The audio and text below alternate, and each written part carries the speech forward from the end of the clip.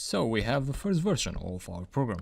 In this lecture you will learn how to make this more sophisticated so that you give the user the possibility to choose the kinds of the letters that they want in the names.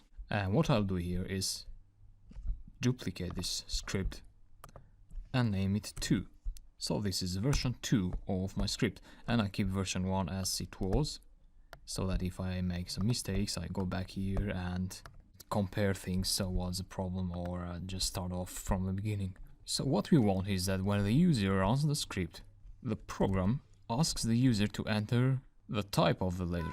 And let's say we would ask them to enter a V for vowels, C for consonants, and L for any letter. So naturally we want to use an input function here and store the user input inside a variable.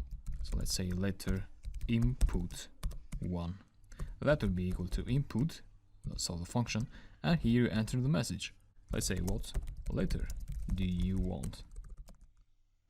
Enter V for vowels, C for consonants, and L for any letter. Just like that.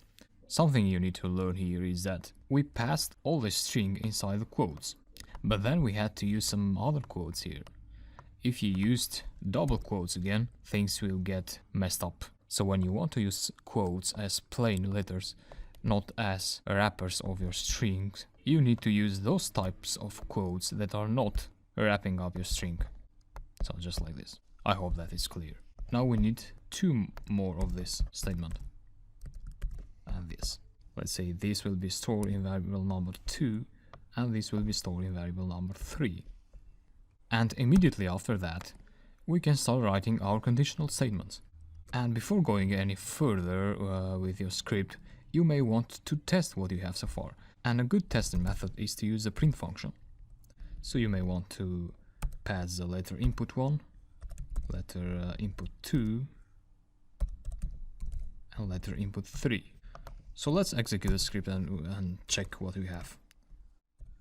Python, and we have script 2 this time. So the message is being displayed correctly. Let's say V here, C, and L. And so what we got is V, C, and L. Because for now these letters don't mean anything for Python, they are just strings. And if you wanted to print them without a space between, you'd want to use the concatenation, so the plus operator. Execute again, V, C, V, and yeah, that's it. And now the next step is you want to perform some actions depending on what the user enters in the command prompt. So if letter input 1 is equal to V, you would want to execute this statement. But we have a problem here. This statement will choose a string out of the entire alphabet. What we want instead is choose a string out of vowels only. Unfortunately, Python doesn't have an automatic generation of vowels, as far as I know at least. If you discover that Python has this functionality, just let me know. I'd be happy to hear. But anyway, we can generate a string of vowels ourselves. So just store it in a variable and call it vowels. And then here just pass the letters. Those would be these ones, I think. Yeah, those are the vowels. So you would want to pass vowels here.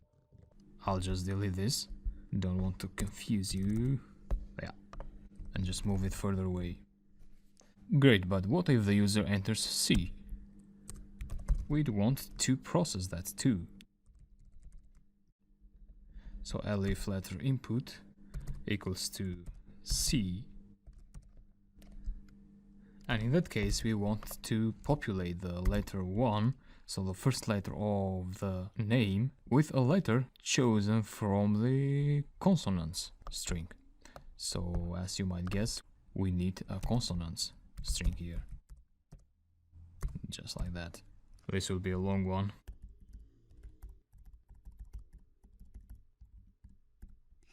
Oh yeah, that's it. And just pass consonants here. Great. And we have one more elif here, so the user might enter L. So elif letter input 1, if that is equal to L, don't forget the colon, we would want to generate a letter from the entire alphabet. So that would be string dot ASCII lowercase. Yeah. And even better would be to actually get this method and store it in a variable. So if we keep things clean, just like that. Letters. Yeah.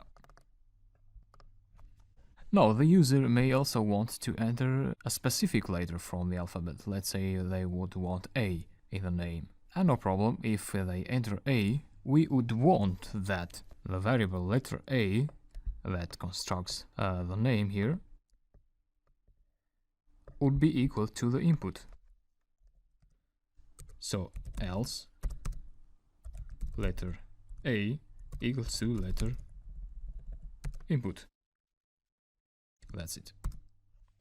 Great, so this was all about the first letter of the string. So the user will enter the first letter, the letter will go through the conditional block, and then the block ends, and then the next letter will be passed to another block. So what we can do is just copy this block and paste it here. Add the space there so you can see clear. And all we have to do is change the numbers here of the variables. 2 and here 2, and also the numbers of the letter variables. That's it. And we have another letter there to expect from the user, so we do want to change this to 3. 3 here, 3 here, another 3 here, again, here again, one more, and one. Yeah. That's it. I'll bring this up. And so we have a function. And that's for now. Let's try to execute this and see how it goes. So Python script 2. Of course we got some error. We are using an assignment operator here in a conditional statement, and it says line 30, so we go to line 30, and yeah, we are not using the equal operator here, but we use the assignment operator. Okay, save again and try again. Looks good. Let's enter a vowel, consonant, and A. And there's also something confusing. You'd see a VCA here, and that is coming from the test that we did. So I'll just delete this code, save the script, and run it again. VC, let's say A. And so we get a name generated with a vowel, a consonant, and A. And that's it for this lecture. Before we close it, let's make the code more readable. And looks good. Save. And in the next lecture, you'll learn how to create a list of names. So not just a name as we did here, but a longer list where you have a lot of options, and if you're looking for a baby name, you can choose one of them. So see you in the next lecture.